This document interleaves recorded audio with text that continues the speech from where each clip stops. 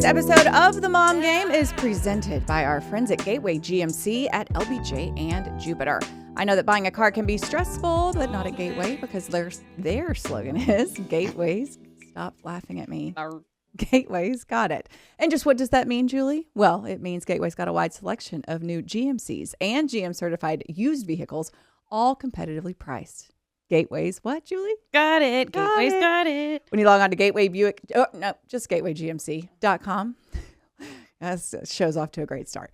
When you log on to gatewayGMC.com, look for the Shop, Click, Drive button. This allows you to shop from the comfort of your home, and who doesn't want that? In fact, it's as easy as 1, 2, 3. 1, select your offer. No. 1, select your vehicle. 2, create your offer. 3, schedule your delivery. And on top of all this, Gateway GMC offers free car washes for life. So when you want a dealer who has it all, Gateway's got it. Gateway's got it. You can find them online at gatewayGMC.com or shop in person at LBJ and Jupiter. GMC, we are professional grade. That's right. We actually just bought a truck from them, so I highly recommend as well. And a quick little shout out to our friends over at Golden Chick. If you haven't driven through a Golden Chick near you and ordered off their churro menu, make sure you do that. We've had a lot of churros floating around our house, and the kids, who knew? Kids love churros. They do. And if you What's not to love? I know. I just don't think about it for like a kid dessert. Oh my God, it's so good. My kids are now obsessed. But if you go through the Golden Chick near you, order some churros, 50 cents of that order is going to go back to a local elementary school in the surrounding area. And stay tuned, because we will have a lot more on Golden Chick and all the Golden Chick goodness, including some food taste testing on this very show. So make sure to pay attention. Thank you, Golden Chick. Yeah. And welcome into the Coppola Studios for episode 247 of The Mom Game. I'm Emily Jones. She's Julie Dobbs. I'm going to pop some Coppola Prosecco Rosé for us. I didn't even ask you if you wanted a drink this morning. Usually you ask me, yeah. But I think you knew that today was a day that we needed some. We're celebrating the official start of the Christmas season. Oh, I know.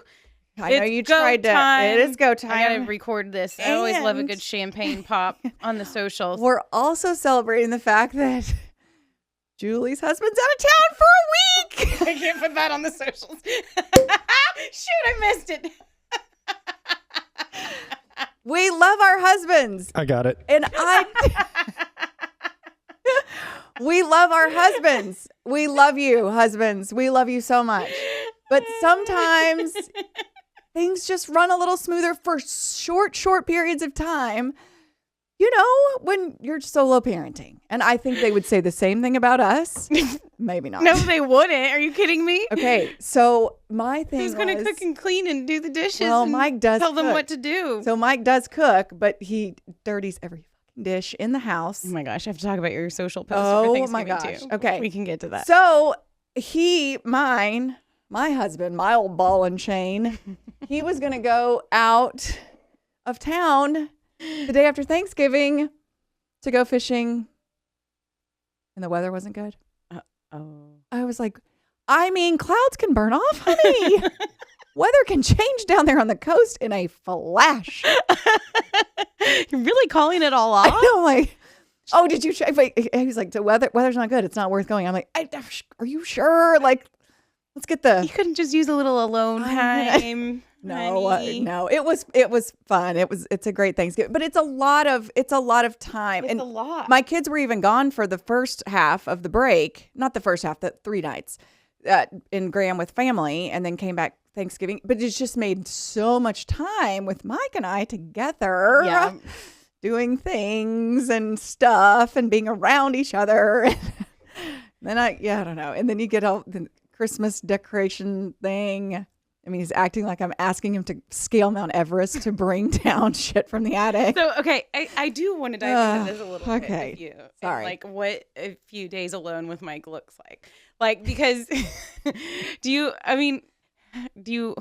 probably have a lot of projects. We talked about how you actually were trying to come up with projects. Didn't have a whole lot so of like projects. do you have do you feel like you want to be doing things and like kind of having him like available to help you do the things, or do you try to relax, or neither, or both? I don't know. It's weird. It's weird. Like for Saturday, I was like texting my girlfriends. It's like, what can we do? Like, what can everybody tell their husbands? Like, let's get together and go grab a coldie and watch some football. Like, what can we do here? Like, it just. Yeah. I don't know. I have a hard time sitting still, as you know. And so it just turns into like me starting to do stuff. And then God bless my family. They've learned now we need to ask mom if she needs help. And then she's either going to reply yes, and then we're going to start to help. And then she's going to come back over everything we've done to help and do it her way.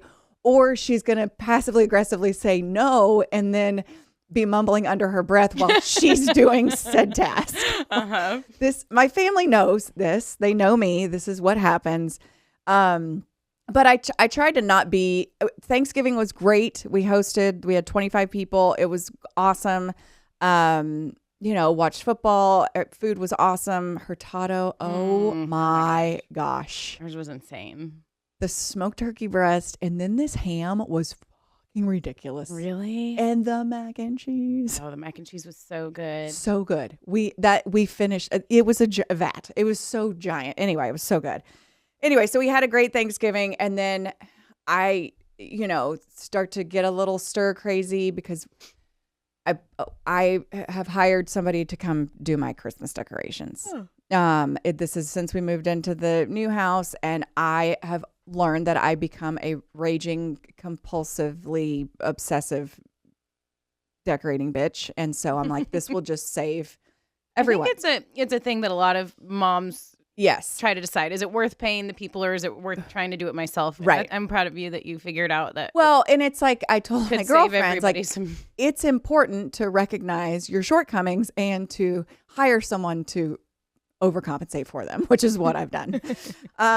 So anyway, we had good family time. We played board games, and Clue was a big player over the Thanksgiving break, and we did have some good time. And then, but we started getting down to the nitty gritty. Like you and Mike played Clue? We all played the four of us. Okay. We weren't playing Clue by ourselves. Well, then the kids left at one point. They did. So I wasn't sure. Okay. So, but the first few days when the kids were gone, it was great. We did date night, and it was fun. We had a great time. And then I woke up on Thanksgiving. He's still there. And then the day after Thanksgiving, your husband. No, I do love. He's the same thing. Like even so, yesterday we're scraping the bottom of the barrel on Sunday because like here we all are again. Hey, good to see you. And it's like there's a reason we all go to work. Like there's a reason we have jobs in school. Yeah, and then, we're not supposed to all just coexist like being fucking bumps on a log for a week. So then Mike was like, I mean, we've had a lot of time in this. I've been in this house a long time. What if we do family manicures and pedicures? And I'm like, what a cute idea. That is. So I get on or call and I make appointments, need 4 manicures and 4 pedicures. We'll be there at 1:00. So we get there at 1:00 and they start working on Hattie and I. And then they said the boys decided they did not want to do pedicures. Henry was like, that's just weird. I can't believe you let people touch your feet. You're weird. What if they're going to put them on? There's some foot. He knows about a foot website. He thinks that it's they have creepy. Secret cameras. Yes. And they're taking feet pictures, whatever. Find a foot or something. Website. How do you know they're not putting them on Find a Foot? Or I don't know. Anyway. Gosh. And so we go and they're working on Hattie and I's toes and whatever. And then the boys are literally, we met an appointment at 1:40. They're both still sitting there and no one's come to give them a manicure. And so finally they just gave up and went to DSW next door. But we were all trying to find, something. Why didn't anyone come give them a manicure? They were overwhelmed. They were in the weeds. And they should have told me that when I made the reservation. Like, hey, we can't do this. You're like, these people. I have these people that are giving this a try for the first time, and their experience is going to be sitting there waiting for their manis. Anyway, yeah. And then that is a cute idea. Yeah. And then we did go get our Christmas tree the day after Christmas because we always do a live tree. So we did do that. Got it all set up, no decorations on it. And then the kids starting yesterday, we're starting to be like, so we're not going to do anything decorating for Christmas. And then I started getting guilty because I'm like, if they want to have the joy of Christmas, I need to give them the fucking joy of Christmas. So you're paying the people to even decorate your tree? Well, no, but I think she needs to do her stuff and then we'll do we have 2 trees, one.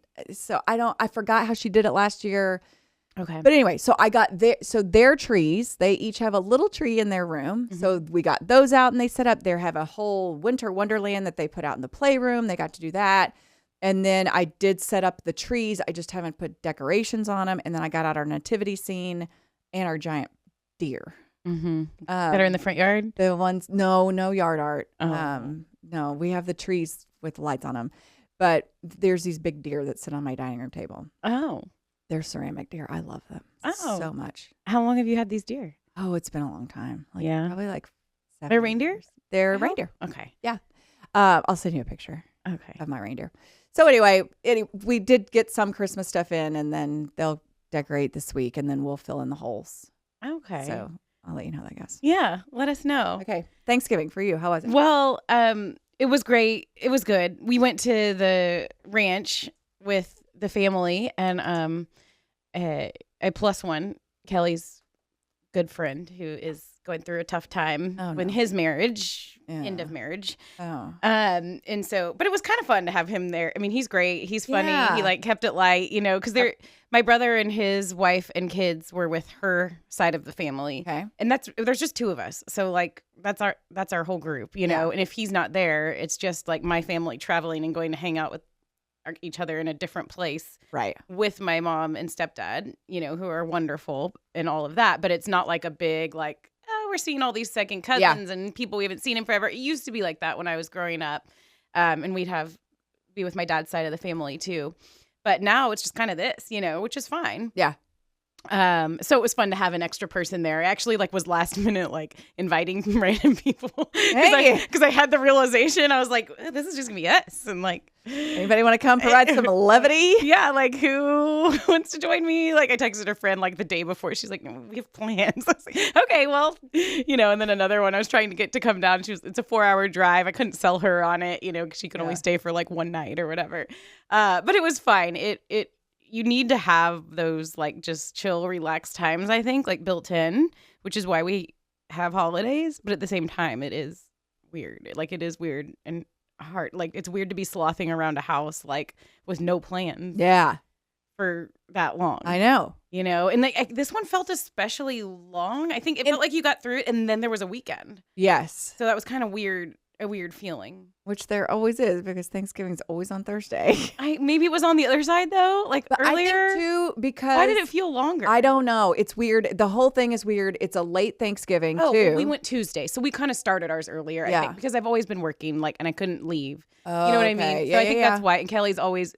For Kelly, he was always working, and he'd have a game the day after Thanksgiving. He'd have a game 2 days before. So it would always be really short for us. Yeah. So that's why in my world it felt long.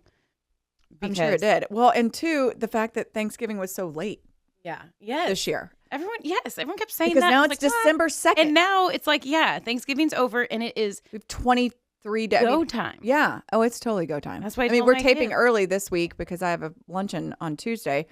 So we're taping on Monday, and it's by the time the show airs, it's going to be December 5th. It's going to be 20 days till Christmas by the time the show airs. 3 weeks, less than 3 weeks. Yeah.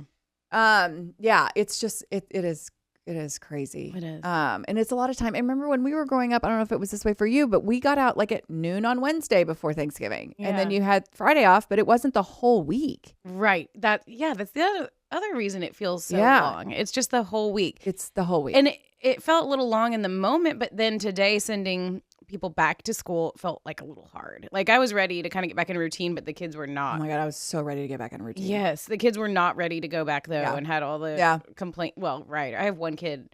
Do you have one kid that wakes up happy, one kid that wakes up mad, or do they both wake up similar? They both wake up meh. They're not super excited, but they're also not, you know, miserable. Yeah. Ryder's gotten worse, where he wakes up groaning at life and doesn't want to go to school. Yeah. And then I started playing music in Anna's room, and I heard her, I'm walking up the stairs and she's singing along with the music. First thing when she wakes up, and I go in and she's just so chatty, or just dancing. She's singing. I'm like, you're awesome. Yeah. And then once he works through it, he's fine. Yeah. But, I know. I popped out of bed at 5:45 and was like, let's get this party started. Let's get back in a routine. Get your asses to school. Yeah. But yeah, and then they've got 14 days of school in between Thanksgiving break and Christmas break. Oh my gosh. And then we're looking at 2 weeks. Yeah, 2 weeks off. It's insanity. It is. Right? It's 2 weeks, isn't it? Yeah, I it's don't know, 2 a long weeks. fucking time. It is. But yeah, I'm excited because I'm one of those. I'm a holiday Nazi. Can I say that? Oh, please, I'm sorry. You can say that. It's the Okay. mom game. And I will not do any Christmas decorating. I will not consider it to be Christmas time until after Thanksgiving is over. Yeah. Same. Okay. And I feel like we're in the minority the way Definitely it in went the this year. minority. Like, because, I mean, even just before we went out of town. I thought lights about everywhere. it. Dude, well, we did get our lights put on our trees outside, but it was because I got a discount because he came early. Oh. But we didn't. Actually, I think we did turn them on early because I was too lazy to go and plug them. But whatever. But yeah, I feel like we are definitely. If I wasn't hosting Thanksgiving at my house, I definitely would have decorated early. Just to have more time, you know. It just feels too weird to me. It does. And we had a good Thanksgiving decor situation going on, and I wanted it to get its run. Okay. See, I don't decorate for any holiday. We've talked about this other than Christmas. Yeah. Yeah. We also need to talk about, we'll talk about it in what's on your feed. We need to talk about like elves and and stuff. Okay. It's big. It is discussion. Okay. We have 2 guests coming up today. We have Michael Konradi. Oh my gosh, why am I having such You're a trying to say camaraderie. Michael Konradi. Michael Konradi from the Cotton Bowl, the Goodyear Cotton Bowl Classic, which is part of the college football playoff this year, a semifinal game. And then Howard Terry from Golden Chick. They're just pulling back the curtain. We're not changing outfits into what we wore last week. He actually came in last week and brought us some wings and yeast rolls and churros.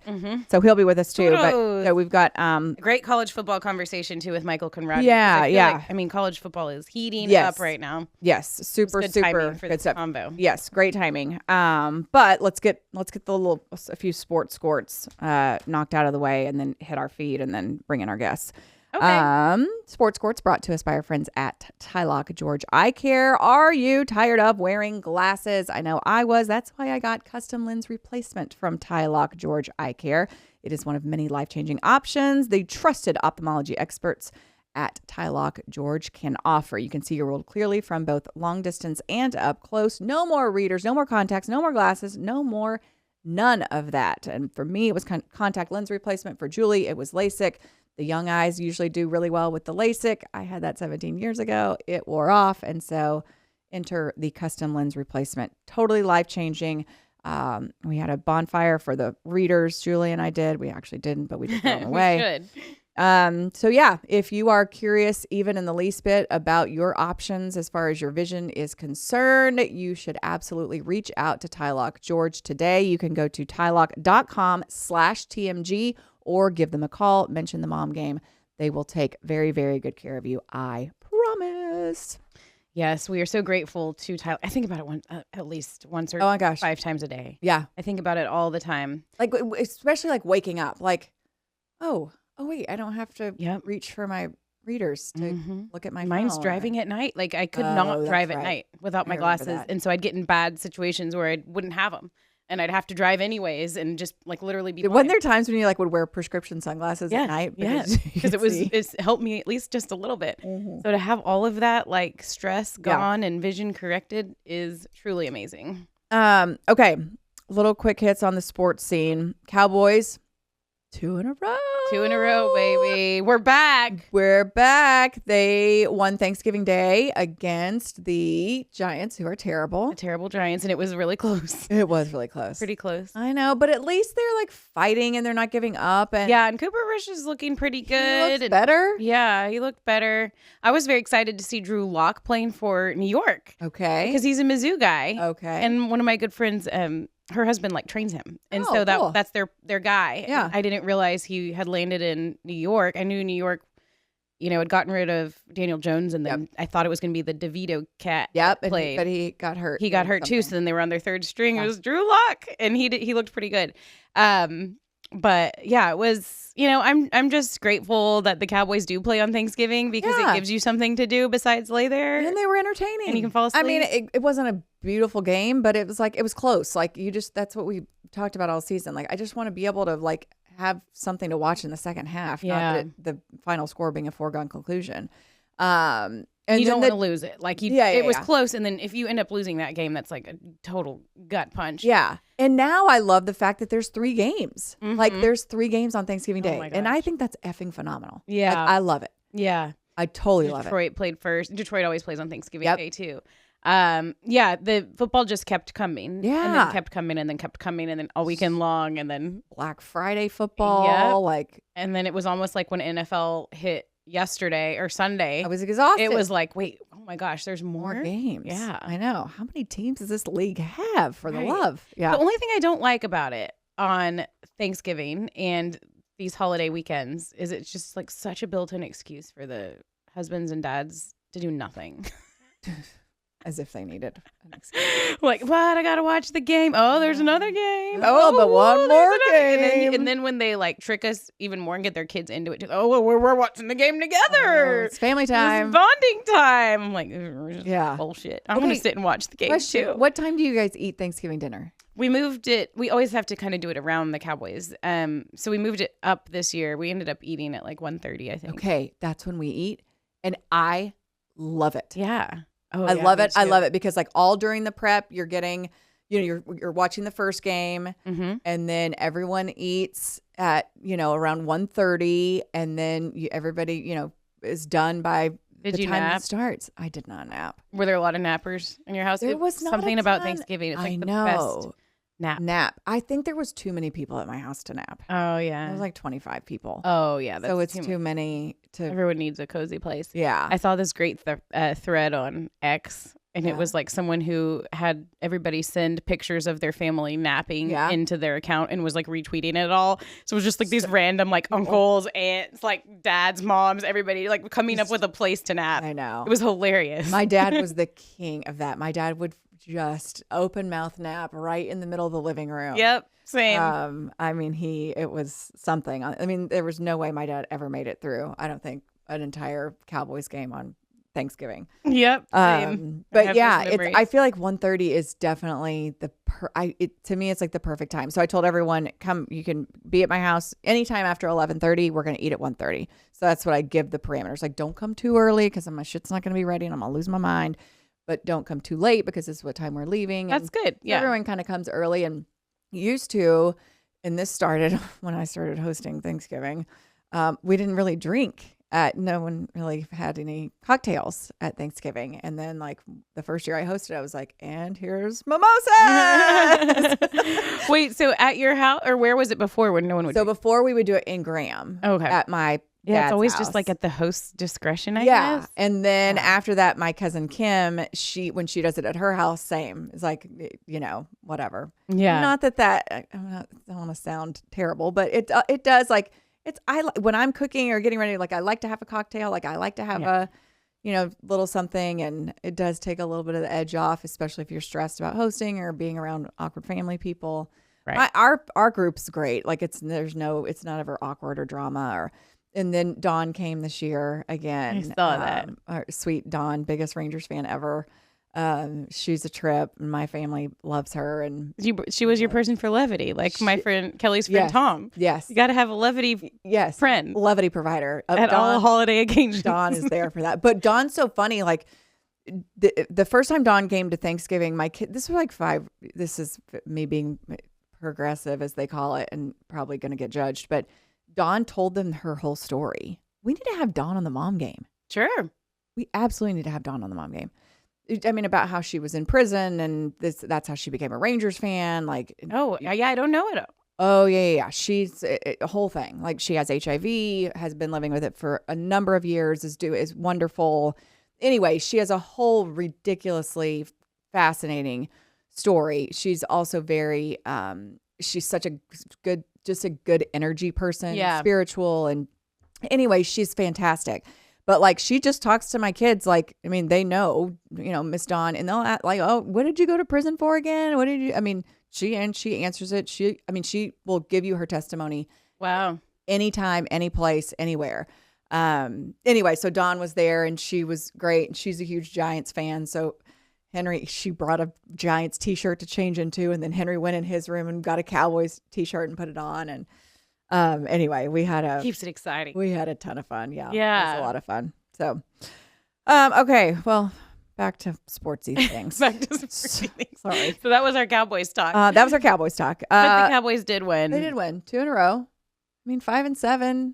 And like Jerry said something about Mike McCarthy, like they're up for discussion on another contract. Like he said something just to keep the But it's like, talking. what's he supposed to say? I'm Like, yeah, he's dead man walking. Like, I mean, we're no, going to he lock him wouldn't up for 5 confirm years. that, Right. But he could avoid it. Like you don't Right. have to be like, yeah, we're going to have discussions about contracts or whatever he said. Like he's just I know. God bless him. He just can't help himself. No, he can't. He can't help himself. He's the levity person at his own Thanksgiving. Oh my God. Can you imagine if you had Jerry Jones at your Thanksgiving? He's so fun. It would be amazing. I I mean, I just envision him having like just It's a on whole your aunt. circle around him. Just like telling his crazy ass stories. Romo was a miracle. And the credit card got declined. $15 at 7-Eleven or whatever it was. Oh my gosh. Okay. He stops at 7-Eleven for wine on the way. Didn't he do that? Yeah, he was like spotted buying wine at the gas station. Jerry, honey, we will get you some Coppola. Stop at 7-Eleven? Jeez. Not that there's anything wrong with 7-Eleven. If you're No. listening. Hey, love you, 7-Eleven. Just don't know about your wine selection. Everything else about you is great. Slurpees, amazing. Mm-hmm. Is that what they're called? Oh, the Slurpees are killer. Because there was an icy. Slurpee. Small town, icy. Yeah. Icy was Allsup's. Allsup's was Stop and go Icy's. burrito. Dude, have you ever had Allsup's burritos? No, but Pat Green sings about it. Oh my God, they're so good.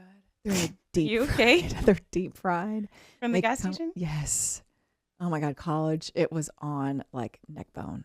Do you think that things that we loved in college were really good, or were we just like always drunk And we were always drinking. We were disgusting. and like hungry? We Oh. were always drunk and hungry because we Remember- didn't have much money. Do you remember Totino's pizza rolls? Oh yeah, I know. Oh, so good. And like you would know they were cooked just perfectly when like just a little, Are you okay? just a little bit would ooze out. Are you passing a kidney stone? Oh my God. Totino's pizza rolls, also Yeah. burritos. Yeah, Dude, it's that's a some good. wonder Mine I'm was a little still different in alive. Missouri because I had all the Missouri brands that nobody will really know. White Castle. Yeah, well, yeah, there was White Castle. There was a place called Gumby's that had pizza and like pokey sticks. The pokey sticks. Oh, What are pokey sticks? they were like cheesy bread, but they called them pokey sticks because it was Oh. Gumby, like Gumby.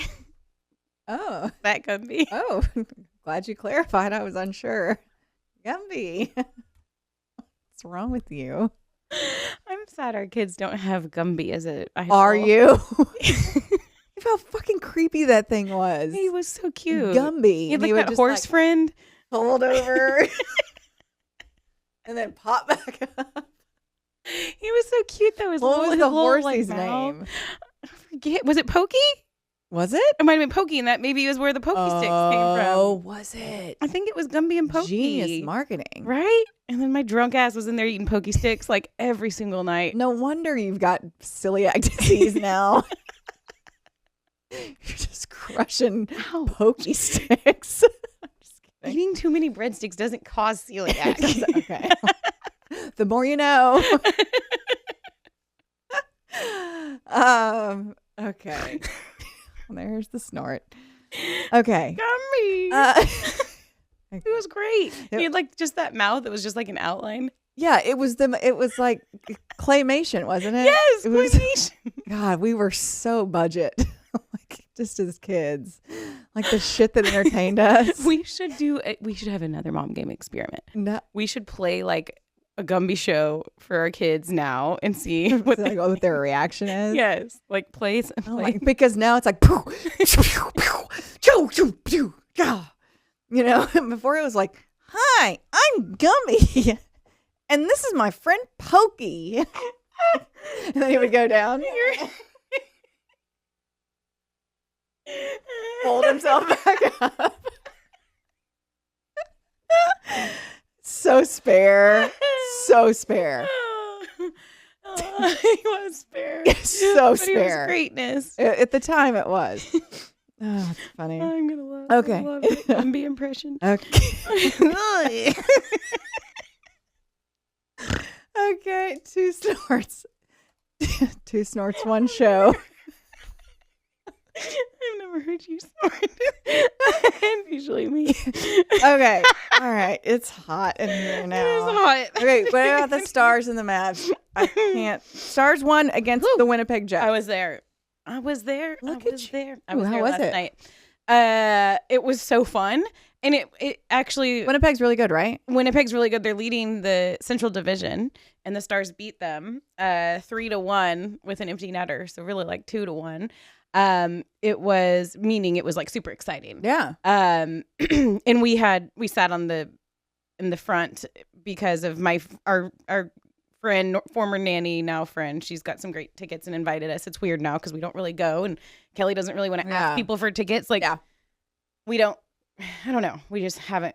He hasn't asked anybody for tickets, even though I would love to go. I think he's not really there yet. So we were invited, and I was like, "Yeah, let's go. It'll be great." So it was just the kids and I and her, and she has glass seats, which we never even used to do when he was working there. We didn't have glass seats, so it was just so much fun. And I was thinking, I was like, maybe it's probably a discussion for another show, but like best kid activities, sporting events in town. Yeah. You know, because it's right for me. It's just, and I know we're a little biased, but it's just right up there. It's just so fun. And hockey's so much better in person. So close. Than it is on TV. Yeah. It is. It's just so fun. It's great on TV, but it's just so much better in person. Yeah.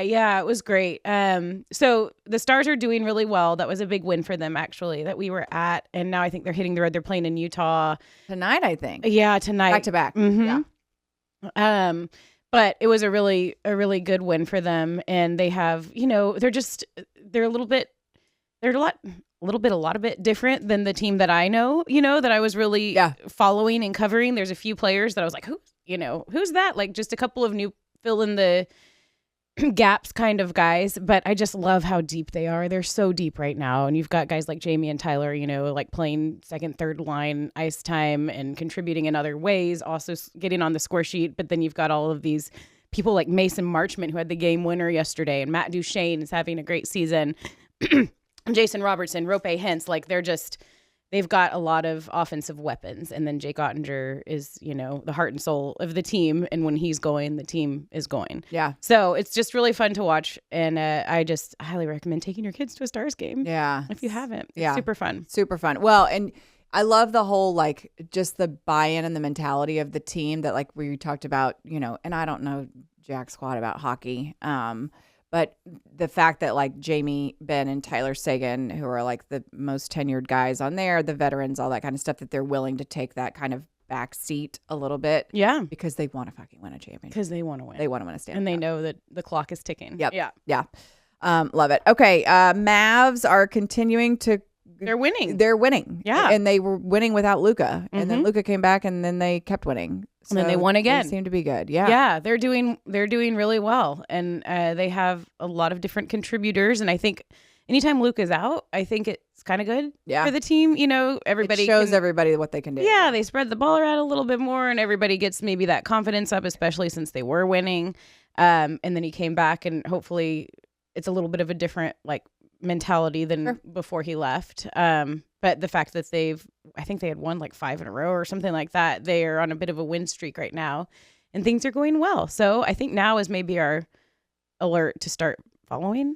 Yeah. We talked about like, it's like if they've got to earn it because they made us, they're making us change the channel. Yeah. Well, and then because college football is going to be, we've got conference championships coming up this weekend and then you're going to have a significant break in action. Not significant because whatever, but it's just the number of games are going to start dwindling. The frequency of the games are going to start dwindling. And so I think that's probably when I'll dive in to the whole Mavs Stars scene.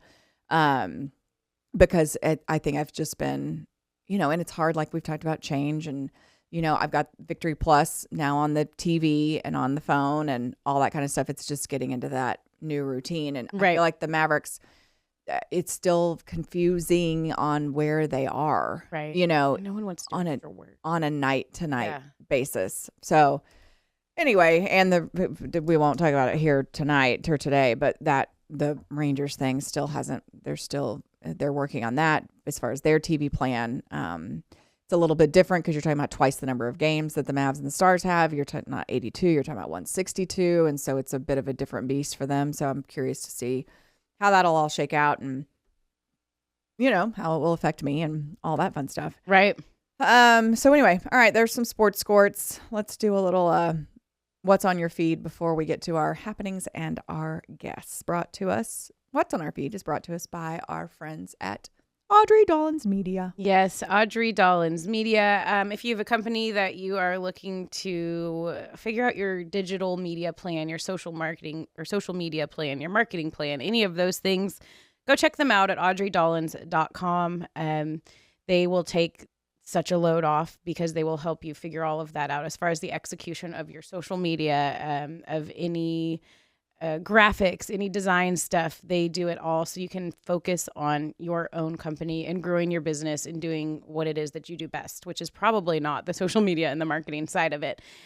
So they will take care of it. They've been helping us here on the Mom Game. You might have noticed we've had a bit of a glow up when it comes to social media. We also have a newsletter going, which is really cool. I've always kind of wanted to get in on this newsletter thing. I think it's a great way to communicate with your listeners, with your fans outside of the actual podcast and kind of put the nuts and bullets out there in a different format. And it also is a great way to help spread and further our clients and partners' messages there on that newsletter. So big thanks to Audrey Dollins. If you are interested in anything of the sort, just go check them out, audreydollins.com. Tell them that you heard about them on the Mom Game and they will hook you up. Yay! Okay, so a little bit of what's on your feed. So just so overwhelmed with the Black Friday, Small Business Saturday, Cyber Monday. Yeah. Has it always been like...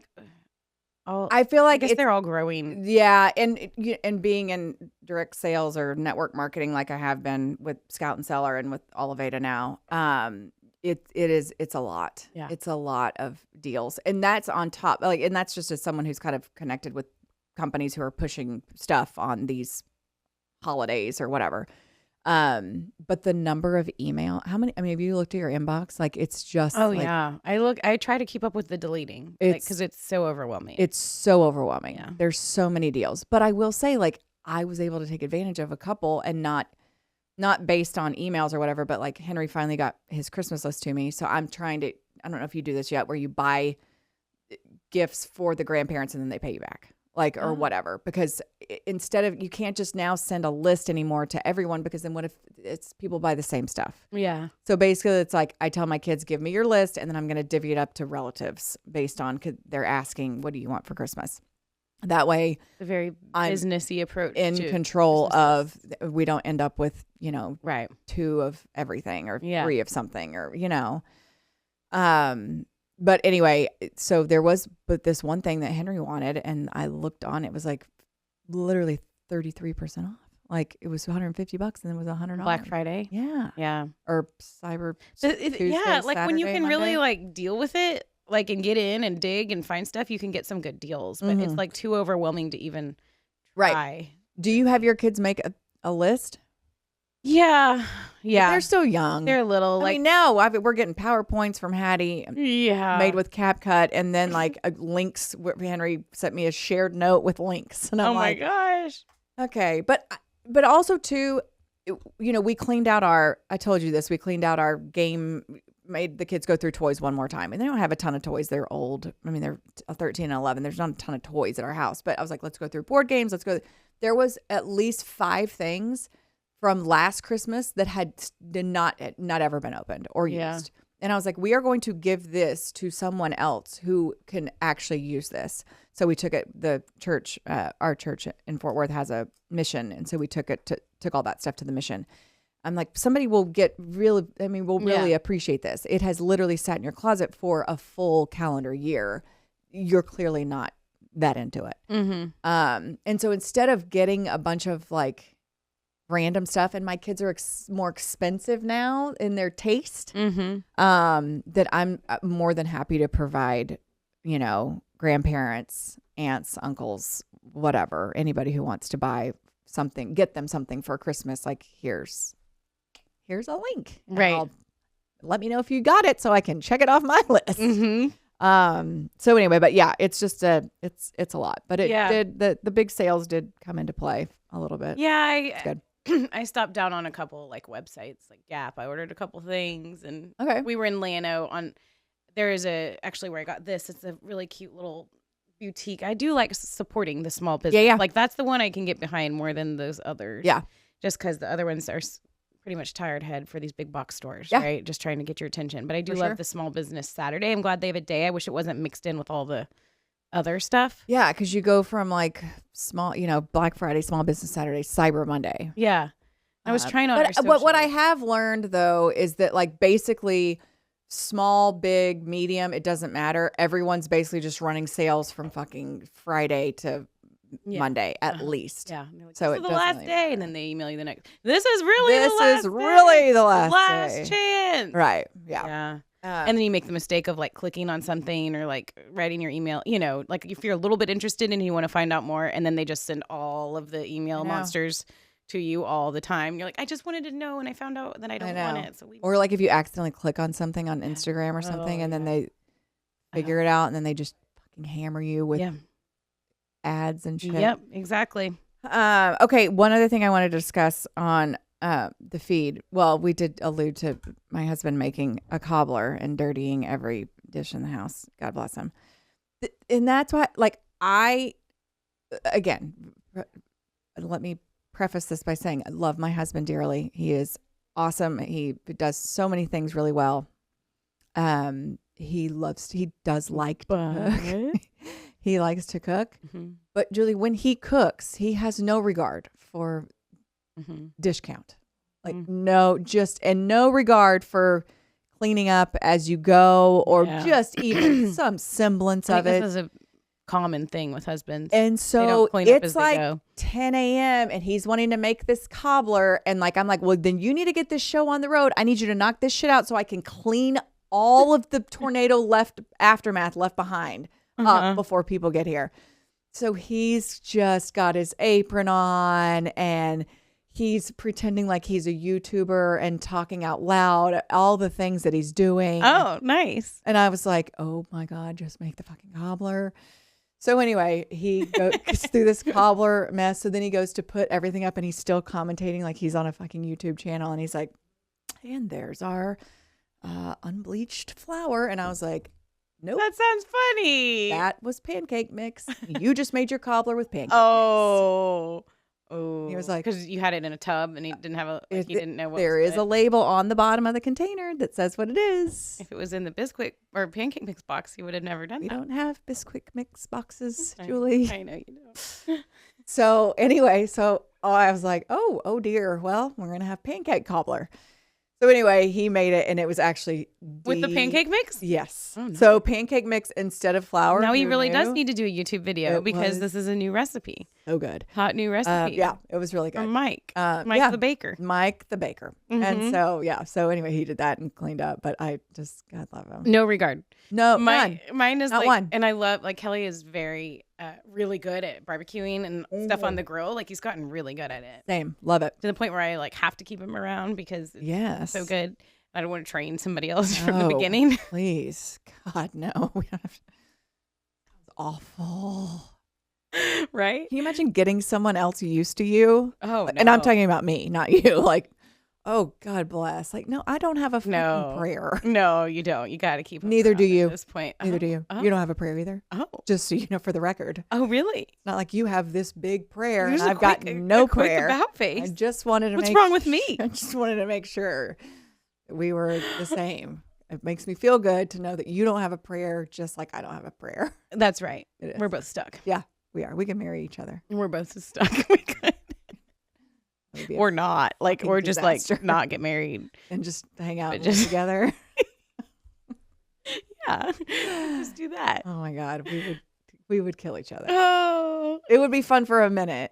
Yeah. or an hour or maybe a week. And then we would kill each other. I know. It is an interesting thought. It's like just living like near and with like all your friends and like no men. Just living in like a compound. Yeah. Oh, yeah. The mom pound. I don't know that there might be some connotations with that. Only in your brain. The mom pound. Actually, brilliant, Julie. Thank you. Point you. Thank you. Gumby and the mom pound. What was? There was even more. Look that up on Google. Danny. Oh my Danny, God. can our listeners hear you when you do that? No. I don't know. I want them to. There's no telling. He doesn't Probably. know. I love it. We need to enable that. We need have all the Danny in listeners here. need to hear Julie. I mean, need to hear Danny in their ear. We can tease probably next week or whatever. We don't Yeah. have guests now for a while. So We don't, can have yeah. some Danny in our lives. We do. We need more Danny in our lives. Okay, so I forgot where we're going. Well, I was telling you the one thing. It's like he's really good at barbecuing. Okay, yes. But it's like when it's coffee and barbecuing. It's like when he seasons, he's like, Oh my gosh. and then the stuff's all over the counter. He takes Yeah. the meat out. Yeah, So it's like like we're a- celebrating the meat. Woo! Yeah. Confetti from the sky everywhere. Like no regard for the fact that Spices all over. half of it went everywhere, and then you just take it out. So there's like a big square in the middle of all this like seasoning, and then he just leaves it. And then So same with the true. coffee. It's like the coffee grinder, and then he pours it in. It goes everywhere, and he's just like, "Well, see you later." I'm like, well, how do you not? I know. How do you not? Well, so after our long weekend of togetherness, Mike last night, because the kids want to do some Christmas, so I was like, yes, let's get in the Christmas spirit, blah blah blah. And then I was working to put the rundown in for the show, and he came in and he was like, "Oh no, actually, I walked in the kitchen and he had the scrubber out, oh, which means he wasn't soaking something." nice. He was like, Step one: don't soak. Did you want to put this on your Insta feed? Because you He's scrubbing. And I was like, oh my gosh, look at you. So then I went back in the office, getting the rundown ready or whatever. He came in. He was like, just wanted you to know I cleaned up the kitchen and I wiped off the countertops. And I was like, whoa, I'm so happy. Thank you. Is it 'cause you put him on Instagram? much. No, I didn't put him. Oh, maybe the other day you did. Oh, That's yeah. why he was probably. He doesn't care. Oh, okay. Trust me. If that worked, I would do it a lot more often. No, I think he just was and he was really sweet. He was like, I just wanted to say thank you for making Thanksgiving so great and special. Aw. And like, That getting was the house in order and Yes. all that kind of stuff. Yeah. A Neurotically. little bit of recognition goes a long way. Oh my gosh. That's what I feel like I'm a pretty simple human. Like, can you just tell me that I'm awesome every once in a while? Just everyone's. Not all the time. Yeah. But like when I'm doing awesome stuff, can you tell me it's so awesome? Right. Yeah. Like, and when I'm talking about awesome stuff, I'm talking about like organizing drawers and cleaning kitchens and making beds and doing laundry. So awesome. It Can is you tell awesome. me? That's it. That's all I want. If you come do all that at my house, I'll tell you you're awesome. I will. I really will. Allow me to invite you over so I can tell you just how much I appreciate you and think How awesome are can you be? so awesome. Let's put this to the test. Oh, that's do. amazing. Okay. We're going to save this for next week because we're running long because we have 2 guests we need to get to. But we need to talk about the elves on the shelves. Okay. We need to talk, and then we need to talk about Santa and stuff. So let's Okay. put that in the tackle box. Elves on the shelves and Santa inside. Elves, and Got Santa. it. We need to put that in the tackle box. Okay, but right now we've got to get our guest because they're waiting. But They've been listening this whole time. so they're so bored with us. Actually, they're entertained. They think we're awesome because we told them to say that. Okay, so mom game happenings. We've been talking about this for the last couple of weeks, and it's something that's super, super important, especially this time of year. 1 in 5 North Texas children are facing hungry. That is more than 286,000 kids. It's a huge problem. It's one that you probably may not or don't even realize that exists in our community right in our very backyard. But thanks to the Beaumont Foundation of America and Salmon's Enterprises, They have teamed up with North Texas Food Bank to double the difference for neighbors in your area during this time of giving. Your gift will go twice as far. Every $1 provides access to 6 nourishing meals as we invite you to stand with us and help end the hunger insecurity problem issue in our community. The North Texas Food Bank does a fantastic job of getting food in the hands of the people who need it most, and we want to help them continue those efforts. So it's going on now through the end of the year. The goal is 50,000 meals provided, 50 million meals to provide. You never know where the face of hunger is in your community, and we invite you to stand with us, contribute to the North Texas Food Bank, and have those dollars matched to where we can help those who need it the most, especially in this holiday season. So it's ntfb.org/themomgame. Make a donation there. Tell us about it. Tweet us about it. No, it's not tweet's not a thing. Send us a DM, screenshot your receipt, whatever. We'll give you a shout out for supporting the good work that the North Texas Food Bank is doing in our community. And now it is time for our special guest number 1. And we are overjoyed now to be joined by an old friend. We have Michael Konradi and a trophy here in studio with us from the Cotton Bowl. Michael is the Chief Marketing Officer with the Cotton Bowl, and we've both known him for quite a while, and we're just thrilled that you're here today, Michael. Thanks so much for coming. It's an absolute honor. It's so good to see you both, and it's been too long. Yeah, long time. When we were talking about when we met in the 1900s, I remember back in 1999. Back when the Big 12 was the original 12. I know. Yeah, it was a different time for sure. I know. How things have changed. Yeah. Well, we're thrilled to have you in studio with us. We're going to talk a little Cotton Bowl. We're going to talk a little just college football in general. Yeah. This will be your 26th Cotton Bowl. How about it? Time flies. Yeah. It's wow. crazy. I feel like you haven't aged. Well, no, that I have. Okay. I've certainly lost some of my hair along the way. Okay. It's funny. Rick Baker, our president, he's got gray hair, and he likes to tell people that I gave him the gray hair, and then I like to tell him he made me pull mine out. It's one of those deals. It's all they sound like a married couple. Yeah, pretty much.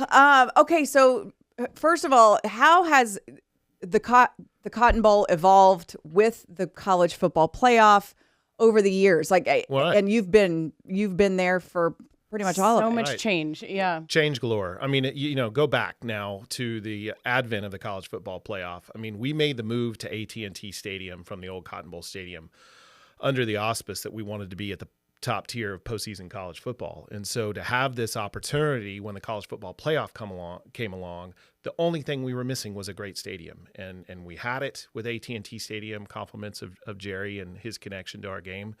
And so to finally have this chance to end the Cotton Bowl experience with a primo experience at the stadium was huge. And so when the college football playoff came along 10 years ago, we were as well positioned as anybody. So to get into the game, and at that point it was such to where we were in a rotation with the 6 bowls, including us, that they called the New Year's Six at the time, to host the semifinal every 3 years. And then when we didn't have a semifinal, the other 2 years, it was basically top 10 matchups. So like last year, we had Ohio State and Missouri. Yay. Great MIZ, matchup. baby. That's right. But now fast forward, expanded playoff, 12 teams. We're going to be a playoff game every year. So this year, we're the semifinal. We're the last game before the national championship, playing later than we ever have on January 10th. And then next year, we're the quarterfinal on New Year's Eve. So it's great for us because obviously everybody's going to be talking about the playoff, be talking about the road to the national championship, and it flows through the Goodyear Cotton Bowl Classic, which is really exciting. Okay, so and forgive my ignorance. Will anyone, because of there's home, there's going to be certain games that are played in home stadiums, right? Sure, for the first time. Yeah. Will there ever be a bowl that will host or a site that will host multiple? No. So, okay. Well, I say that. So the way it works is you have the first round games that are played on campus. So the top 4 seeds in the expanded playoff will get a bye in the first round. Okay. They'll automatically get plugged into the quarterfinal bowl sites. So this year, Rose, Sugar, Peach, and Fiesta host the quarterfinals. Okay. And then the winner of the on-campus games will feed into those quarterfinals to play the top 4 seeds. And then the winners of those games will advance to the Orange Bowl on January 9th as one semifinal and the Cotton as the other semifinal. So we won't know our teams directly until after January 1st when the quarterfinals are played, which is a huge change for us, right? Wow. Yeah. Weeks and weeks to prep for the teams. Not anymore. We're gonna know on December 8th. The bracket comes out a week from this coming Sunday after the conference championships. Right. So we'll at least know at that point what 6 teams feed into our side of the bracket.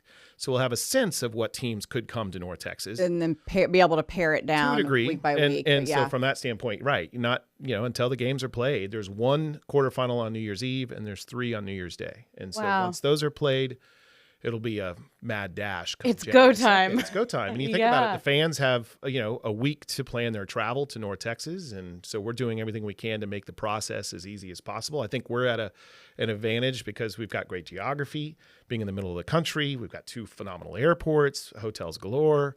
We're sitting pretty in regards to the ability to have fans on a short notice come to North Texas. It's interesting because obviously this is what a lot of people have wanted for a long time, is a larger, playoff format, and then trickling things down to the championship game the way it is set up now. And you don't think about the marketing side of it and how that does pose like a really interesting situation for you guys that are trying to prepare and plan for this. And then also all the fans, like you said, who are trying to scramble and get hotels and flights and all of their arrangements.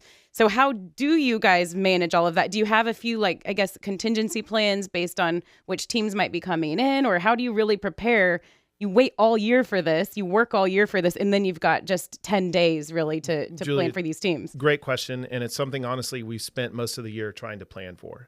In all honesty, if you look at how the tickets are divided up for our game, we have roughly 12,500 that we have to set aside for each team contractually. And then everything else we sell in the local market. And since moving to AT&T Stadium, the Goodyear Cotton Bowl Classic has been sold out before the college football season starts. So that shows you how North Texas gets behind college football. It's such a hotbed. There's so many alumni bases here that have strong alumni bases. And so, and generations of families that have grown up going to the Goodyear Cotton Bowl Classic on, New Year's Day historically. And so for us, we're really in a good position, I think, to be able to handle any tickets that maybe aren't being sold by either school because it's too far to travel, it's too short notice, et cetera. But certainly something that we're planning for. And it's going to be interesting to see how the fan travel for a January 10th game works compared to a quarterfinal on New Year's Day. Because it's not built into like a school holiday right. where people are off of work and off of school. Just use you two as an example. Your kiddos are back in school on January 10th, I assume, and mine are. And so inevitably you're either, if you're traveling, you're going to take Friday off and you're going to come in for our game and stay for the weekend. And so that's something that we're also trying to do things around our game to entice fans to want to come no matter who's in the game, right? Yeah. For the locals, how do we get the family of 4 in Frisco to want to drive to Arlington to come be a part of the experience no matter who's playing, knowing you're always going to have a top matchup, a top 4 potentially matchup in the country. But how do we entice folks to want to come to the Goodyear Cotton Bowl Classic every year and become a season ticket holder, et cetera? Make it part of your routine or your tradition. Yeah. So when will the Cotton Bowl hold a national championship? So to that point, when you were asking about the prospect of a bowl game hosting 2 games, you have to be invited to bid on the national championship. Okay. And so it's similar to the Super Bowl in that manner. So whereas back in the BCS days, the Sugar Bowl would host the Sugar Bowl on New Year's Day and then come back a few weeks later and host the BCS national championship game. That went away with the college football playoff. And now the way they handle the national championship bidding process is you have to be invited to bid on it. And so I think our time will come. We'll have an opportunity here in the near future. There's some things that they look at. It's not just the stadium.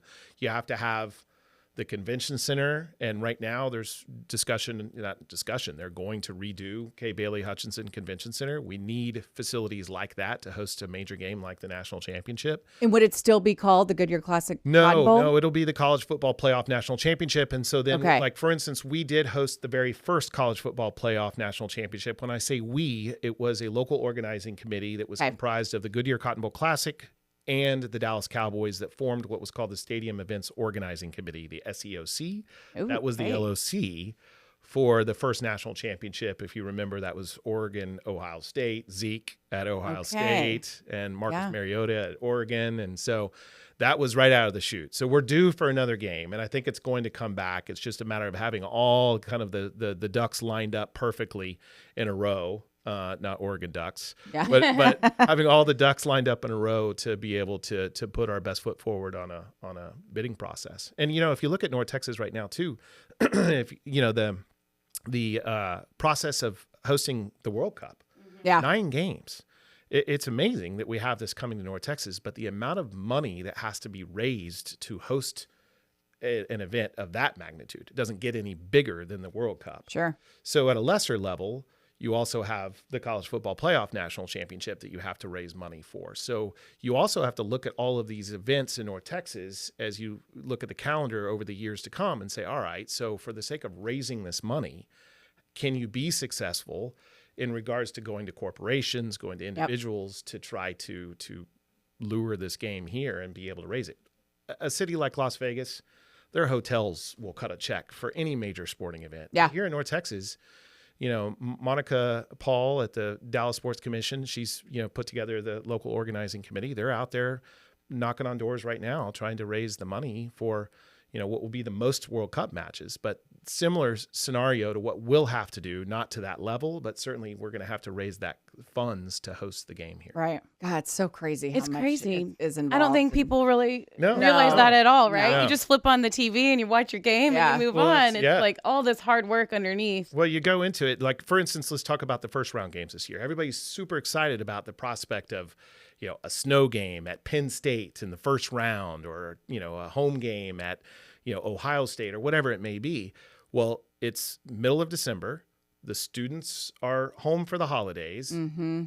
Those students historically are all of your ticket takers, your concession workers, your parking attendants. Oh, yeah. So it's also midterm graduation for a lot of schools. So it's going to be fascinating to see the operations of these first round games and how successful they are on campus. Yeah. Certainly the athletic directors are excited about it because they see dollar signs. Yeah. So obviously it was totally different, a decade ago, where, you invited whoever you wanted to be at your bowl. Now, is there any politicking of like, well, it sure would be nice to see Texas in that Cotton Bowl funnel, SMU in that Cotton Bowl funnel. How does that work? Yeah. Can we not speak of this? No. That's a great question. I will say that, the politics is out for us. I mean, at the end of the day, the College Football Playoff Selection Committee is going to determine who gets into the playoff. They're going to determine what side of the bracket these teams feed in on. What we do know with the new expanded playoff is the number 1 seed will get a geographic advantage. So let's use Oregon as an example. They're number 1 right now. Let's say they win the Big Ten championship game.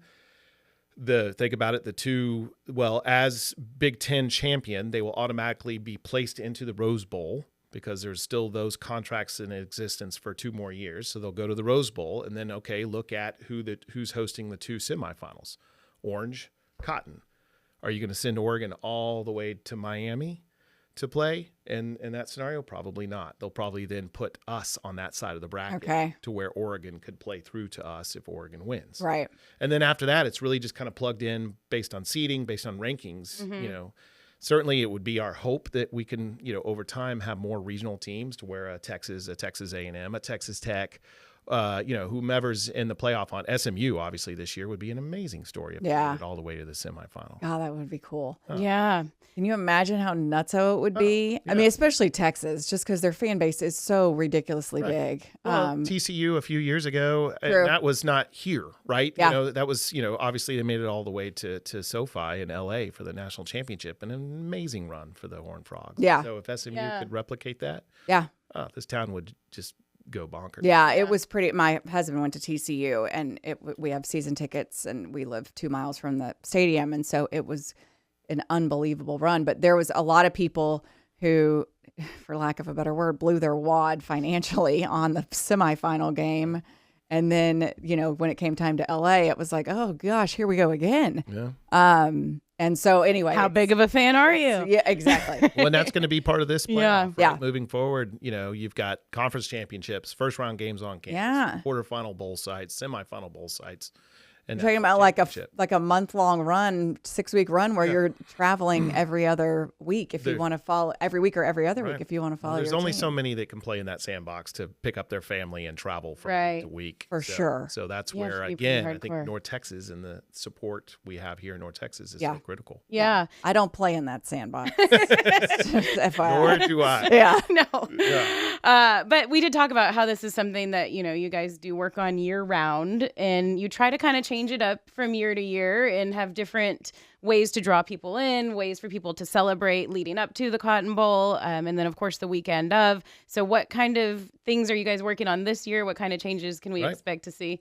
Always looking for opportunities to improve the fan experience. So I would say the two biggest changes this year that fans can expect, and we hope they come out early and stay all day. So our Goodyear Huddle Up Fan Fest, which is held on the West Plaza, Miller Lite House of AT&T Stadium. Starting at 4:00, we have team pep rallies. That's been a part of the Fan Fest forever. But at 4:30, Shaq, DJ Diesel, hits the stage. Okay, So, now we're yes. talking. So Shaq.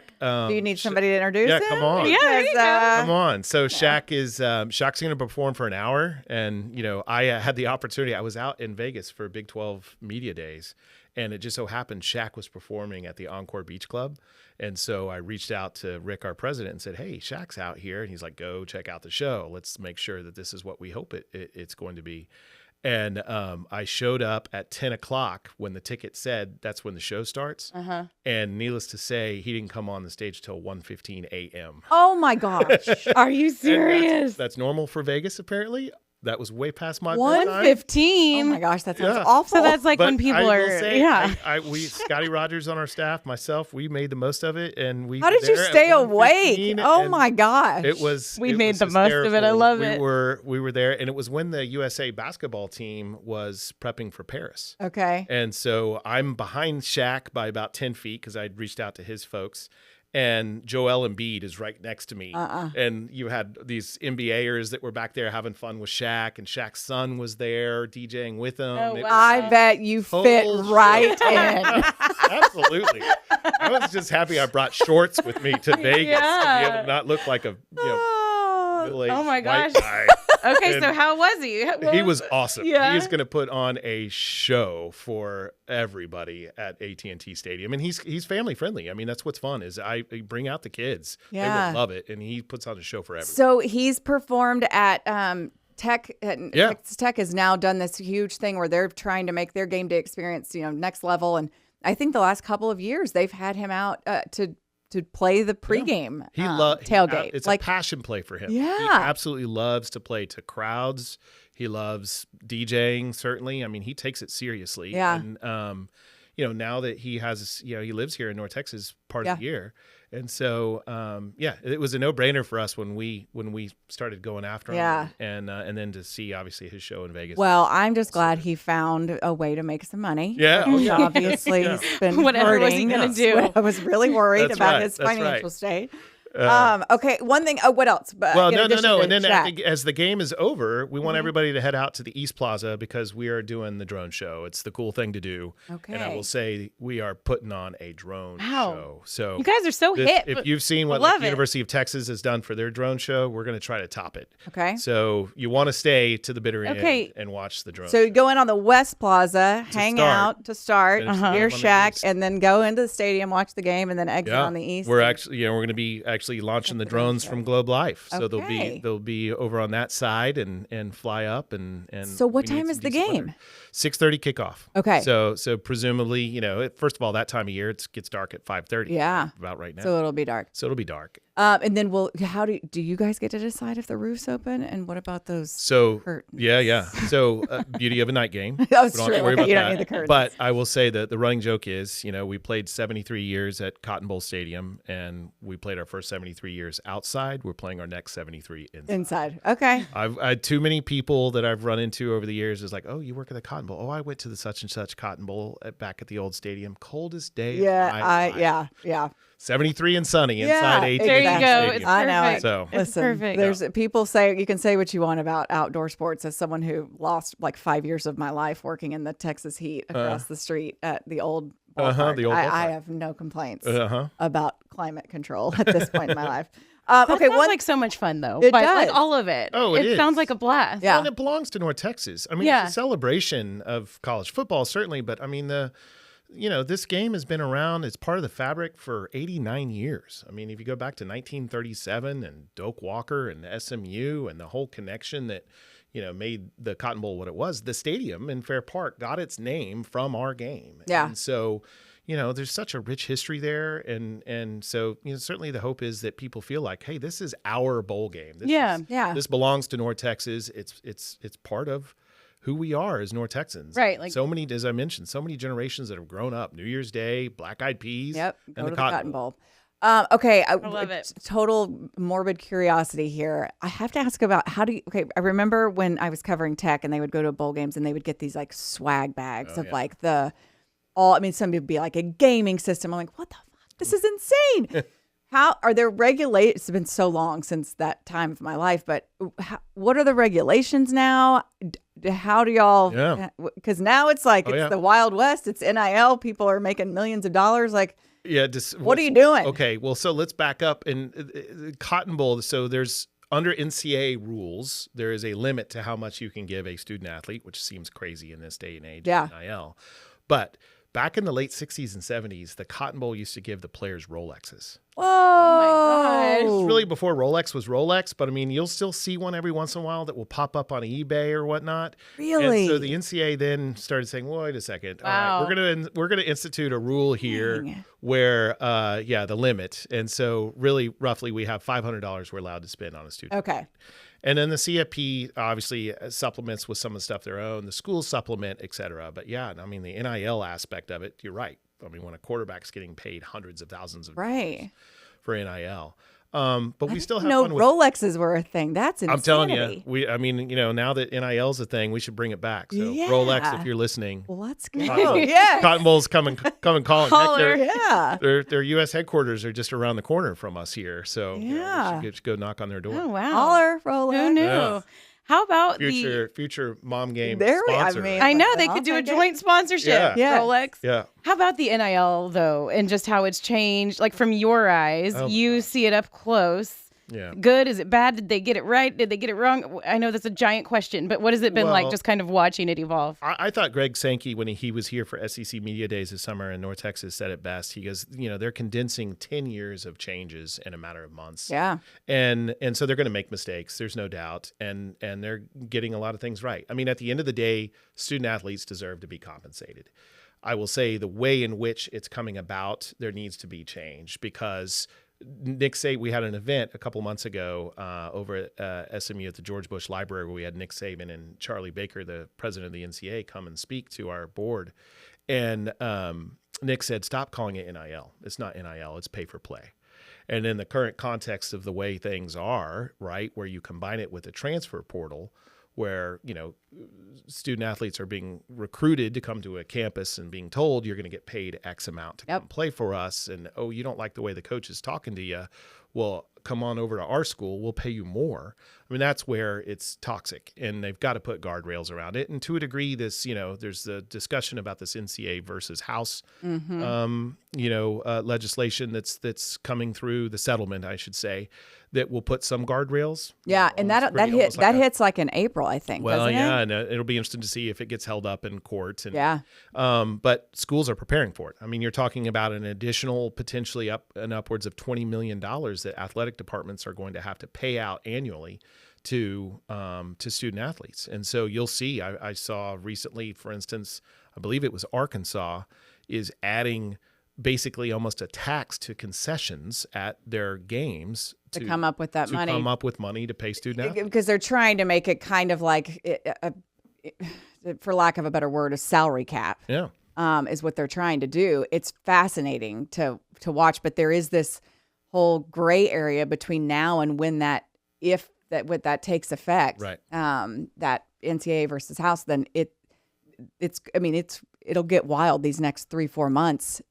Got schools trying to get in their big time offers before those guardrails are in place. Sure. Well, I will say this: it's a great time to be a student athlete, and from the standpoint of making money. But there is a negative side, and the negative side is that players are being told things that ultimately aren't being followed through on. And so you have a young 18, 19-year-old kid, very impressionable, who's being said, hey, come here, we've got money for you, etc. He or even she, right? Because, heck, Texas Tech softball, big bucks paid out to softball, right? $1 million. Yeah. So, I mean, it's touching all sports in all honesty, to a degree, but football and basketball is where the money is big time. And, I will say that it's not sustainable because there are schools that just can't raise that kind of money. And then they're going to have to eliminate programs because so much of that, from what I understand, that $24.5 million or whatever it is to be distributed based on the income that each program produces. Again, football and basketball. And that's it. Those are the only, I mean, and you'll get a rare school like a UConn that women's basketball does something. It's just, but it's going to change the whole landscape, not just of college football, but of college athletics, period. And these schools that don't have the big donors that can't come up with that $24.5 million, they're not going to have the option to keep those programs alive. Well, that's the big worry, right? And if you look at, college athletics is the biggest training ground for the Olympians. And so if you look at all these Olympic sports, it's unique to the United States. Our training program for Olympians is college athletics.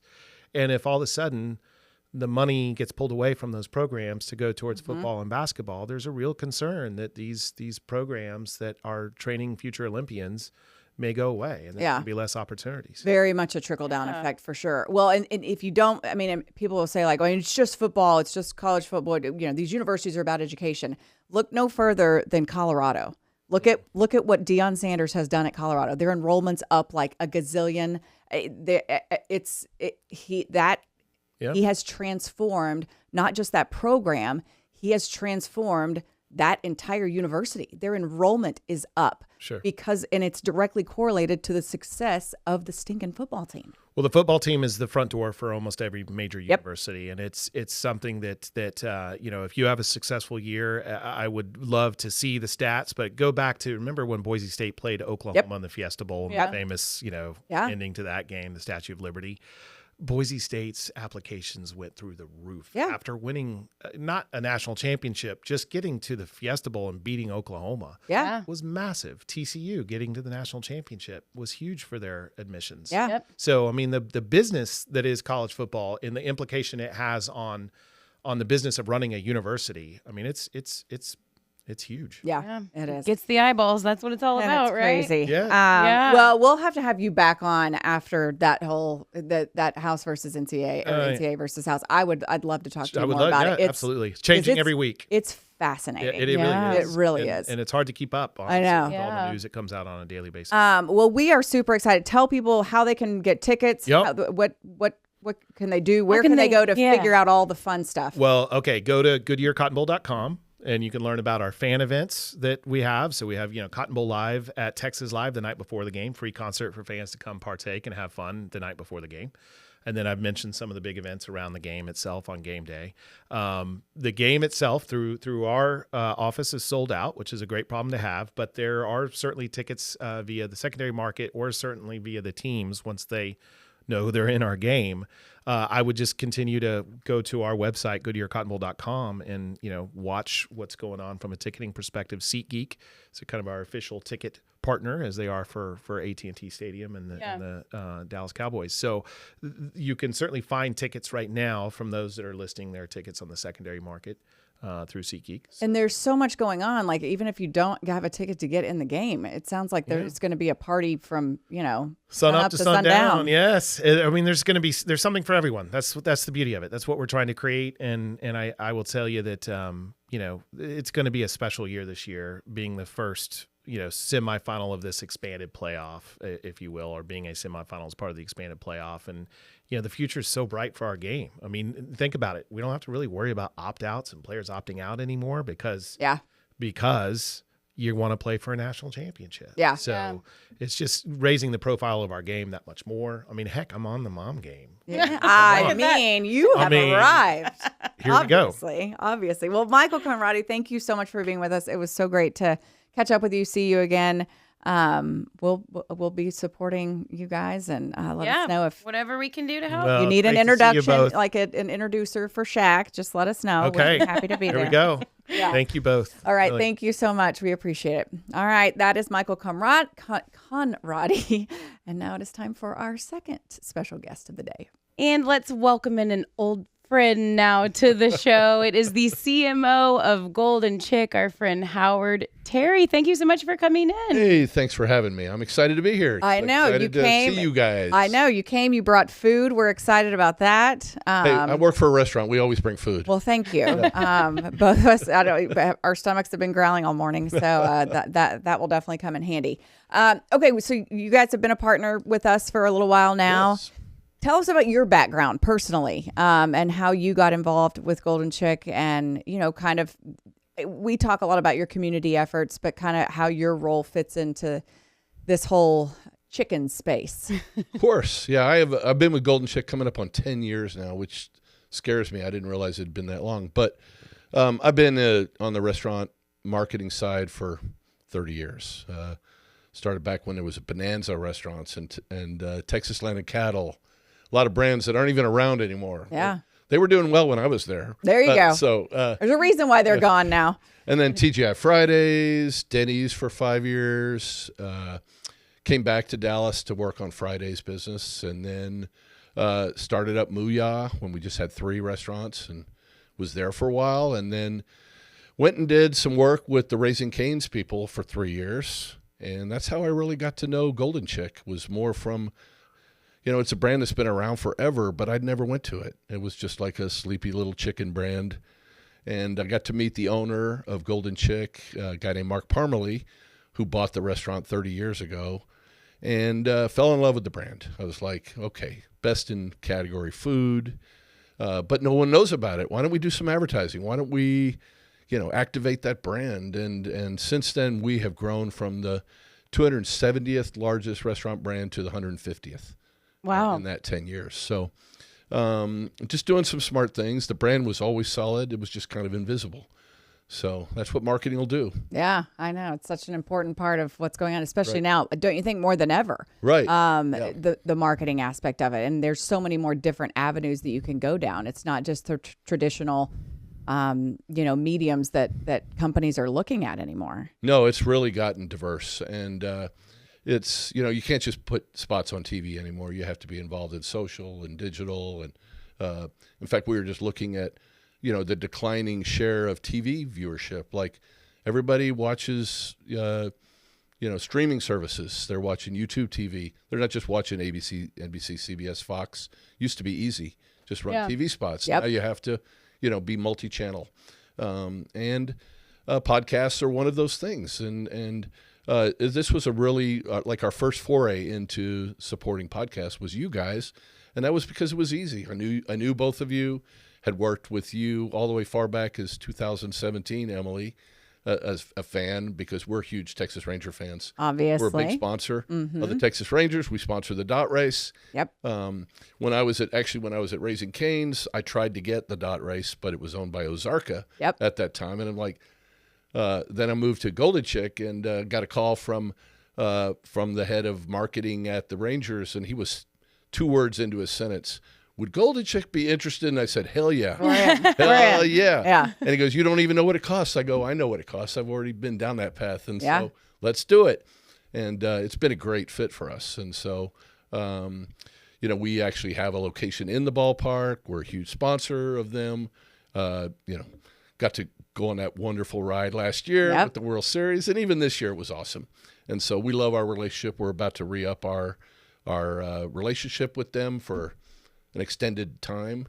We're committed to that and continuing to support the Rangers.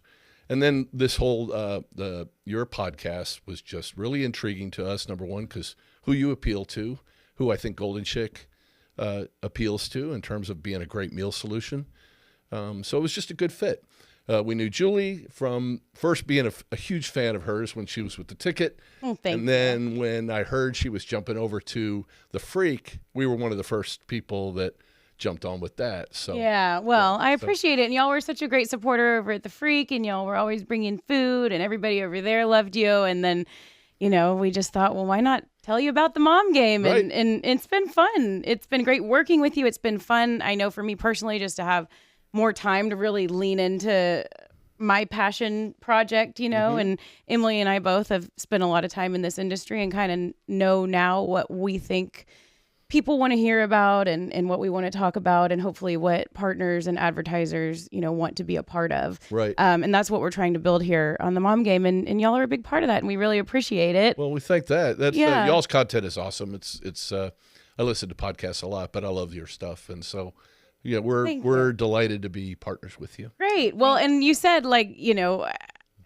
the people that listen, we think are the people that would go to Golden Chick, because I love it personally. And like I say a lot of times when we're talking about it here on the show, you guys are everywhere, first of all, and your menu is so vast. So Right. many things on the menu that you can really please like a car full of people. You could have grandparents, you could have the parents, you could have the kids of all ages, teenagers, and then little kids. You have the ice cream even inside when you go inside. Right. You get the free soft serve. Like, how, I guess, I'm sure that is not by accident that you guys set yourself apart from the others. Was that part of the plan, and how do you feel like you are different from the others? Well, that's a great setup. There's a lot of chicken places out there, okay, and there's a lot of huge chains that I have to compete with on a day-to-day basis, the big brands out there. But we try to separate ourselves. We have the normal fried chicken stuff. We have great tenders, but we really focus on trying to be that handcrafted solution. But we also have a lot of things that nobody else does. We have roasted chicken. We have fresh baked yeast rolls. We do everything Oh my gosh, by the hand. rolls are so good. The rolls are cracked. She already peeked in The here. rolls She's are like, cracked. so Yeah, good. I brought rolls. I I know. brought wings. I good. brought our Churros. churros that we're doing. The other thing that separates us is because we are Dallas-based, we try to be very community-focused. So we have 230 restaurants around Texas, Oklahoma, and growing in Louisiana right now, and a few in Mississippi, and one in Florida. But Texas is our home base. But even that said, what makes us different is that we're very store-by-store, locally focused. Like our churros promotion that we're doing right now is all about giving back to local schools, and not just to some nebulous charity, but every single store we support the closest elementary schools around each. So these charity donations, you buy churros, money goes back to the local school, closest school to each store.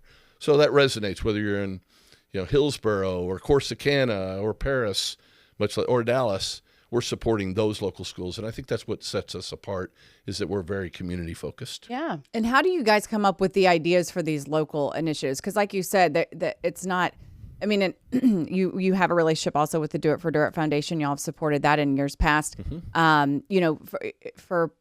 It makes such a big difference to separate yourself from the big guys, to show that you're doing things differently, and that, that those relationships are important, that it's not just about slinging chicken. Yeah, and that's a great point. I think that's what differentiates you, and that's how you solidify relationships with your community, is that you're not just donating to the normal charities, or some don't even do to any charities. Sure. Is that we stay locally focused, and that it's definitely benefiting your trade area. It's benefiting your kids around every school, not just going to some donation that, charities are great, and there's a million people out there with wonderful charities, but how do we support in a way where it will resonate for our communities? Is let's support our communities. And that means every single micro community gets supported, which is unique. I don't think anybody else does it out there like we do.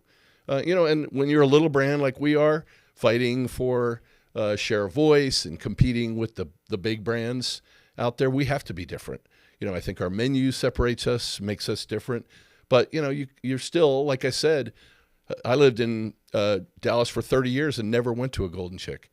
I would drive by them, but I never went there. There's too many other choices. So you have to really work to, really focus on customer by customer, community by community, PTAs and local teacher organizations, and Sure. having spirit nights and getting really, really involved down to the micro level. I think that's one of the things that really helps us grow. Yeah. Is that easier in smaller communities? I think of where I grew up in Plainview. It's a tiny little town. Is it easier to do in the smaller communities than it is in a big metroplex like DFW? That's a good question. It's easier from a marketing standpoint. Yeah.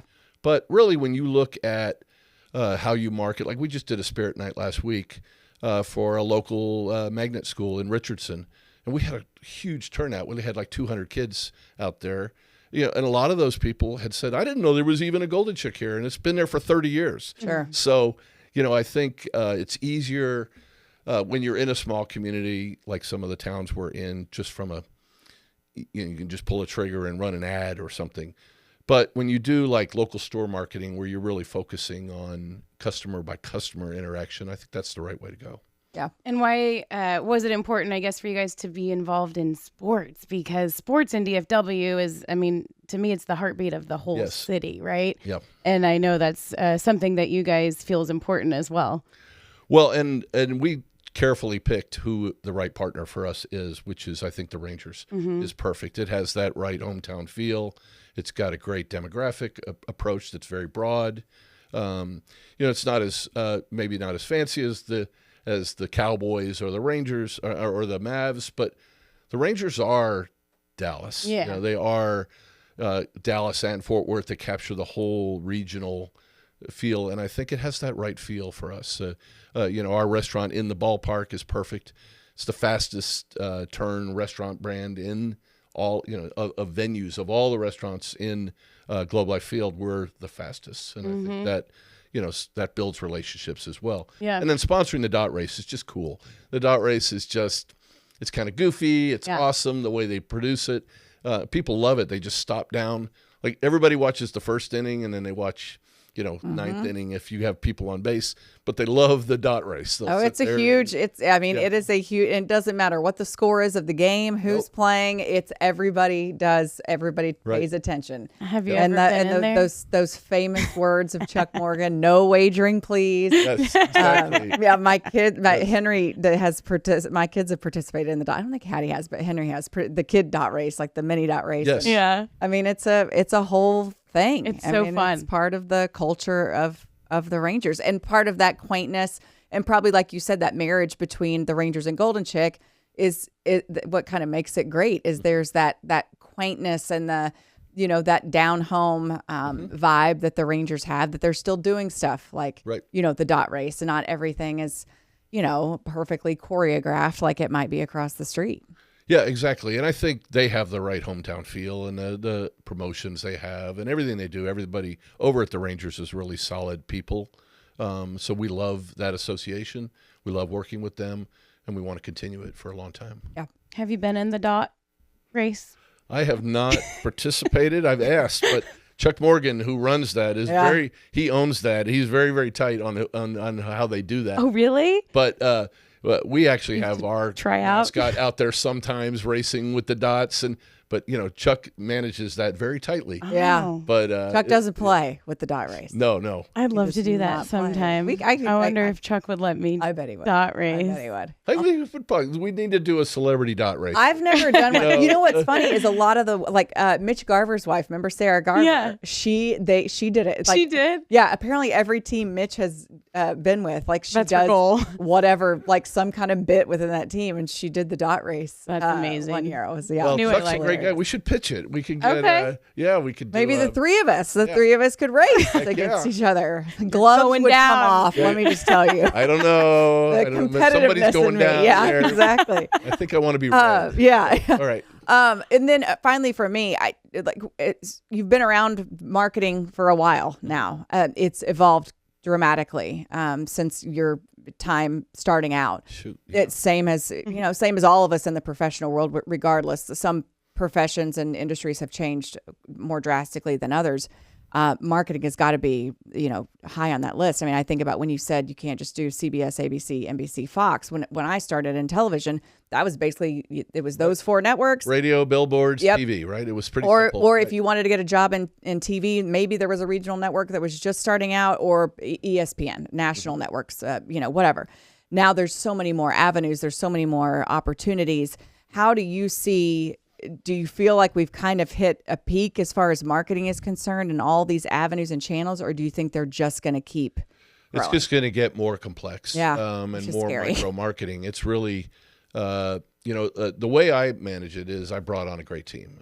Shelby Shipley manages really all of our PR and our social and our digital, and Sharon on my team, who I just onboarded in the last year, really has got her finger on the pulse on a lot of the changing media. We have a fantastic ad agency, the Loomis Agency, that really helps us dial down. And our media plans are extremely complex. They used to just be, as you said, there's 3 line items. Here's the radio line, here's the TV line, here's the billboard line. Now it's like 30 lines, okay? And you have to get down into the micro part of it. It's a lot more complex, but I actually think it's more exciting. It's just harder to measure. Yeah. Before you could just run a TV spot and you saw your sales go up. Now you have to plug in a lot of different things to make that happen. Yeah. Okay, let's talk about the food real quick because Yeah. you brought Yes. a bunch of food, and I know you guys have recently won some awards. If you want to shout Sure. those Oh, out, I love talking about and awards. then Yeah. because that's a pretty big deal. So we just won best wings, best tenders, best chicken, Best Dallas roll. Morning News, and Fort Worth Star Telegram. Rolls are so good. Which is pretty cool, Best right? chicken. Yeah, best chicken joint, lots of different things. Best cheap eats. So what we brought for you is our famous yeast The rolls. rolls. So I we bake our get yeast enough. rolls throughout the whole day. So we don't serve rolls out of a bag. good. Okay, a lot of people do. So we bake those fresh all day. We also have our new lemon pepper wings, which is going to be around for a while. We have our wicked wings. I just brought you lemon pepper so you wouldn't burn you out today. Yes. Okay. And then we brought our churros. So our churros. We've been are- wanting to try the Yes. churros. Because we've been talking about the churros with the school give back. Right. So, Yes. and we always keep saying, like, we got to try the churros. So we're glad last about year this. when we did this, we did it with our funnel cake, which we do that promotion as well, which started back in 2020 when we did our Fletcher's tie-in promotion. Oh, yeah, with yeah, the yeah. Fletcher's corn dogs. We did kind of a state fair themed promo, and that was hugely successful. But we've done it every year, so we thought we'd mix it up a little bit this year and do churros. So our average give back is somewhere between $500 to $700 per school that we're giving back around every single store. So my wife's a teacher. My daughter's a teacher. Schools are underfunded. They really need this, right? And so if you're able to send a check for $500 or $700 to a school, it's a godsend to a lot of those schools. So they really do appreciate that relationship. That's awesome. Well, this is so fun. I'm going to dig into those churros in a minute, but I already did just in like the last 20 seconds wolf down an entire yeast roll. Eating and talking. I know. Yeah, I'm right. very do. multi-talented. Well, Howard, thank you so much for being with us. This was seriously a blast. We're so grateful for your partnership, not just now, but over the years, and your support of us, and Golden Chick's support of us. And we kind of pride ourselves on those types of things, that we're not a traditional, media outlet, but we do feel like that our audience, trusts us to provide them with, suggestions, recommendations, partners that we are aligned with, and we feel like Golden Chick is absolutely in that alignment. Well, thank you. That's a great compliment. We feel the same way. We're proud of the association and feel like it's a great place for us. And we look forward to continuing it. Well, thanks, Howard. Okay, we have to end the show as we always do. You have to throw up your peace signs, and you look in your camera. We've been and doing say, this for almost 5 years. Almost 5 years it'll we've be been doing 5 this years. show. It'll be Isn't that 5 years crazy? in March. Crazy. Yep. Every episode we've done this. Okay. We refuse to let it go, or I refuse to let it go. Okay, so on the count of We three, do a double Mom game peace out. sign. We say mom game out. 1, 2, 3. Mom game out. The Mom Game is proud to partner with local Geico offices, Victoria Elliott, proudly serving your local community.